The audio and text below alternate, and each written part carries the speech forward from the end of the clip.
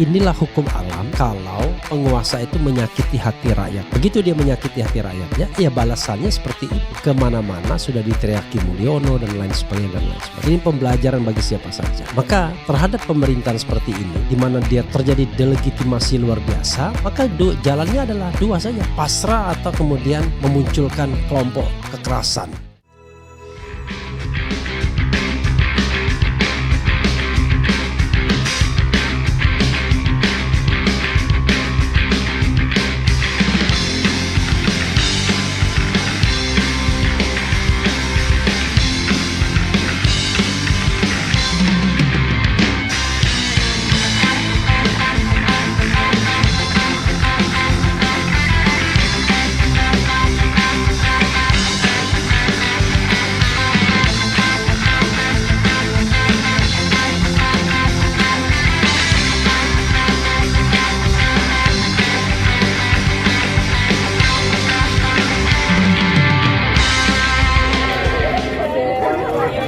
Pada seneng tuh lihat kamu, lihat Gibran seneng semua.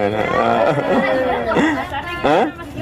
Ya tiap hari kerja terus. Pengangguran ngapain ikut? Ya. Enggak, kalau saya pengangguran saya ngikut bapak saya terus. Saya kan kerja. Kemarin kan di apa itu, di salah satu media itu saya dikatain apa? Anak haram toh karena nggak pernah ikut kampanye. Nggak, kalian ke Solo, kalian lihat aktivitas saya kayak apa.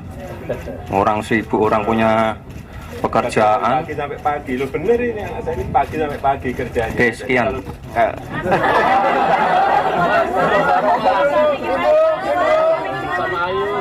Yan terpikir enggak ya anak tengil itu 10 tahun kemudian akan menjadi wakil presiden. Tapi walaupun sudah terpilih sebagai wakil presiden, tetap saja orang tidak menganggapnya sebagai seorang tokoh yang incredible, yang luar biasa, yang meniti jalur karirnya luar biasa sehingga pantas menjadi wakil presiden. Yang ada ya tetap dianggap anak haram konstitusi yang memanfaatkan relasi keluarga untuk mendapatkan putusan yang menguntungkan dirinya, kemudian bisa dicalonkan karena ayahnya menjadi presiden menggunakan jaringan yang dipunyai, yaitu jaringan kekuasaan baik kuasa maupun anggaran. Sayang sekali kita tidak bisa menyetopnya praktik-praktik yang kotor seperti ini dalam berdemokrasi. Makanya dibilang orang dirty election, dirty vote dan lain sebagainya. Sayang ya.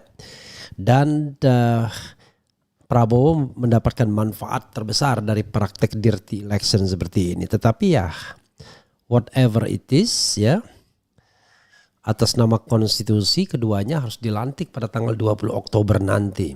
Perkara kemudian ada upaya untuk melakukan impeachment, ya kita lihat konstelasi politiknya. Kalau sudah alasan, kalau hanya sekedar alasan, alasannya banyak yang saya katakan. Bisa S3 ya, setoran Saban Sabtu sebagaimana di-spill oleh Rocky Gerung.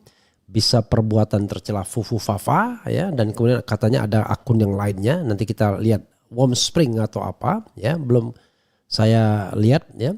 Yang ketiga adalah tidak lagi memenuhi syarat sebagai presiden dan wakil presiden karena permasalahan di ijazah. Nah nanti kita lihat apakah itu akan dieksploitasi oleh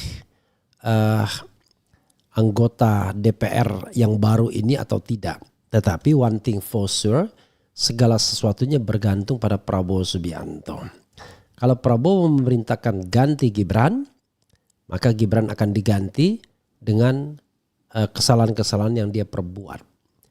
Dan sekali lagi saya katakan sobat era sekalian, itu tidak mesti perbuatannya pada saat dia menjadi wakil presiden. Sebelum menjadi wakil presiden pun sah untuk dipermasalahkan. Sebagai contoh beginilah, tindak pidana korupsi. Tidak mesti ketika dia menjadi wakil presiden lalu tindak pidana korupsinya tidak bisa diusut, ya nggak begitu. Enak betul kalau jadi presiden dan wakil presiden itu bukan berarti cuci dosa di masa lalu. Yang menjadi masalah adalah kalau Anda jadi wakil presiden atau presiden ya, maka prosesnya tidak lagi bisa menjadi proses pidana biasa, tapi proses impeachment. Misalnya ada suap, ada korupsi, itu impeachment. Paham ya? Jadi keliru menurut saya kalau yang mengatakan dia tidak bisa di-impeach terhadap perbuatan-perbuatan yang dilakukan sebelum ketika menjadi wakil presiden. Ya, sebelum menjadi wakil presiden itu suatu pendapat yang berusaha melindungi tetapi tidak benar ya. Karena kalau begitu nanti ada presiden yang korupsi dengan alasan dia wakil presiden nggak bisa diproses. Oh bisa proses melalui polisi? Ya nggak bisa. Tidak ada seorang presiden dan wakil presiden dipanggil ya polisi karena melakukan tindak pidana. Yang selalu ada adalah karena baginya berlaku privilege. Ya. Jadi proses itu tidak boleh dia jalani. Karena kalau dia misalnya menjalani proses pidana biasa ya gawat. Apalagi tiba-tiba ditangkap dia kan nggak bisa begitu ya. Itu kepastiannya di dalam hukum tata negara Indonesia ya. Oke. Saudara sekalian, ini ada tagar ganyang Jokowi Gibran trending di X warganet _2 hukum menanti setelah lengser. Ini kemarin ya trendingnya. Saya ingin mengatakan kenapa bisa trending seperti ini kan gawat sekali ya. Oke, glora.com. Tagar hashtag ganyang Jokowi Gibran menduduki trending topik di media sosial X Indonesia kemarin. Berdasarkan pantauan suara nusantara.com pada pukul 08.25, tagar itu telah mendapatkan cuitan sebanyak 15.000 lebih tweet. Adapun arti dari tagar tersebut yaitu penyeruan untuk mengalahkan Presiden Joko Widodo, Jokowi dan Gibran Raka Buming Raka ya. Jadi sobat era sekalian itu ya. Oke. Saat ditelusuri banyak warganet yang mencela Jokowi beserta keluarganya. Salah satu mencelanya yakni Jokowi dianggap sebagai perusak negara Indonesia. Jokowi adalah presiden yang paling menyengsarakan rakyat Indonesia. Jokowi adalah pengkhianat besar, tulis akun X @michaeladam77 ya _ 10 tahun dipimpin Jokowi, Indonesia masuk daftar 100 negara paling miskin di dunia. Separuh lebih penduduk tak mampu makan bergizi. Tapi anak-anak presidennya bisa naik jet pribadi, punya tambang emas, tambang batubara dan lain-lain, kata dan Dancer Sejati 07. Sudah berhasil merusak tatanan hukum, institusi hingga mengedepankan dinasti. Sekarang mulai merusak lingkungan hidup. Memang tidak habis-habisnya merusak negeri ini. Sedimen dikeruk habis akan merusak lingkungan sekitar, ucap akun Sarpan Sark ya. Kemudian ada beberapa tweet ini ya. Ganyang Jokowi, suarakan semua kejahatan Jokowi dan cawe-cawenya, kawal sampai ke jeruji, hidup panjang perjuangan ya. Kemudian ada juga yang mengatakan, ini Michael Adam ya, hukum dirusak oleh Jokowi dan oligarki, kasus jet pribadi Kaisang yang klarifikasi KPK RI, kasus Pufu Papa Gibran yang klarifikasi Kemkominfo. Harus ada revolusi rakyat untuk selamatkan Indonesia. Mulyono bin Jokowi sekarang terkenal dengan busuknya. Sekeluarga semua bermasalah hukum, menanti hukuman setelah lengser. Ya saudara sekalian, sederhananya begini ya. Itu suara-suara dari publik ya, yang tidak bisa dibendung lagi dan tidak bisa kemudian di stop begitu saja. Karena ini adalah hukum alam. Ketika pemerintahan lemdak, maka aspirasi menguat. Nah sekarang kalau kita mau jujur, ya tidak ada lagi aparat hukum yang kemudian akan melakukan tindakan apa-apa terhadap tuntutan-tuntutan seperti ini. Dan dalam demokrasi ya tuntutan seperti ini tuntutan yang normal sesungguhnya. Ya, bukan tuntutan yang tidak normal. Karena sekali lagi presiden itu pengemban kekuasaan negara dan dia bukan manusia, dia benda mati, dia fungsi. Sehingga seorang presiden tidak boleh marah, tidak boleh tersinggung, tetapi ketika dimintai pertanggungjawaban, ya yang bertanggung jawab adalah pengemban jabatannya. Kalau begitu nggak enak, presiden siapa bilang? Yang tidak enaknya banyak, yang enaknya ya banyak juga. Siapa yang bisa menikmati pesawat kepresidenan bolak-balik? Siapa yang hidupnya 5 tahun yang tidak pusing dengan segala fasilitas yang diperolehnya? Kan presiden. Siapa yang bisa memerintahkan ini dan itu? Tapi begitu datang tidak enaknya jangan dihitung tidak enaknya doang. Ya. Karena segala jabatan itu mengandung konsekuensi. Menuntut konsekuensi. Jadi kalau sekarang banyak rakyat mengkritik ya itu imbas dari kinerja Jokowi yang tidak memuaskan atau memunculkan masalah yang luar biasa. Jadi kalau selama ini di BOS ya dengan katanya tingkat kepuasan 80% oleh Kodari, saya sekali lagi menyebarkan oleh Kodari ya, oleh Kodari, entah nanti Kodari datang apa enggak tanggal 22 September sebagai pembela Jokowi ya, sebagai bagian dari pasukan berani mati itu, maka saya mengatakan kata Kodari ini sebagai sebagai sebuah fenomena bukan orangnya ya. Jadi kodarisme. Jadi saya mengatakan kodarisme ya. Orang yang memuja-muja Jokowi padahal yang dipuja-puja itu sedang dihujat luar biasa. Karena tadi begitu percaya dengan hasil survei bahwa orang puas dengan Jokowi. Padahal yang terjadi sebaliknya. Ya, dia sedang surut kekuasaannya. The King of Java ini sedang surut kekuasaannya. Dan kemudian cenderung akan ditinggalkan. Ya. Bahkan kalau dia bisa selamat dari pengadilan rakyat dalam tanda kutip ya, pengadilan nantinya masih hebat dia. Karena dia akan dikejar dengan pengadilan. Kenapa begitu? Sederhana. Jokowi tidak punya kekuatan real ketika tidak lagi berkuasa. Itu yang kadang-kadang tidak disadari ya oleh kodarisme ya. Ya. Kenapa? Kalau Megawati dia step down, dia masih ada PDIP. Kalau Gus Dur step down, dia masih ada PKB dan NU, ya, sehingga dia tidak bisa disenggol, tidak bisa diganggu-gugat. Tapi Jokowi dia tidak punya apa-apa. Ketika berkuasa dia powerful, ketika tidak berkuasa dia tidak punya gantungan lagi. SBY masih ada Demokrat, sehingga masih akan ada pembelanya. Oh, Jokowi punya Golkar, Golkar mau diandalkan untuk membela. Kita tahu Golkar itu adalah partai yang paling pragmatis ya. Saya kira Bahlil sebentar lagi lebih akan melipir kepada Prabowo. Nah, satu-satunya harapan perlindungan ya bagi Jokowi adalah ya Prabowo. Dia harus minta dalam tanda kutip, dia harus menyembah Prabowo seperti Budi Aristiadi menyembah Jokowi dalam tanda kutip ya. Nah, hanya itulah pelindungnya dia. Oh, kan dia masih memegang oligarki. Oligarki itu akan pindah sendiri pada penguasa yang baru. Itu sudah hukum alam. Tidak ada oligarki yang setia pada presiden yang sudah tidak berkuasa lagi. Itu menyalahi hukum alam. Menyalahi hukum alam. The natural of law. Ya.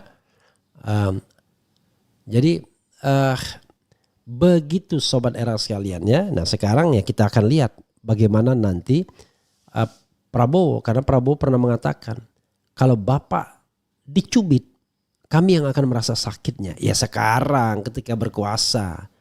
Ketika tidak berkuasa lagi, Prabowo akan mengatakan saya presiden. Surya Paloh anak buah saya sekarang. Kan begitu. Bayangkan belum dilantik aja dia bilang Surya Paloh anak buahnya. Ya.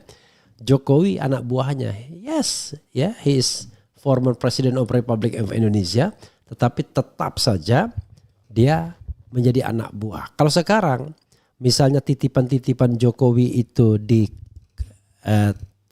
diambil oleh Prabowo Subianto, yakinlah mereka-mereka yang biasa berkhianat ini akan mengkhianati Jokowi juga. Jadi mereka tidak akan setia lagi kepada Jokowi.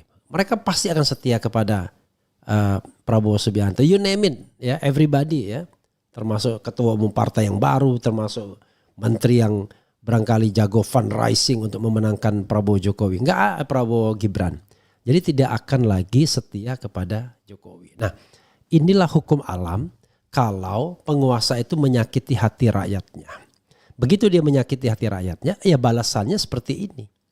Ya, kemana-mana sudah diteriaki Mulyono dan lain sebagainya. Ini pembelajaran bagi siapa saja.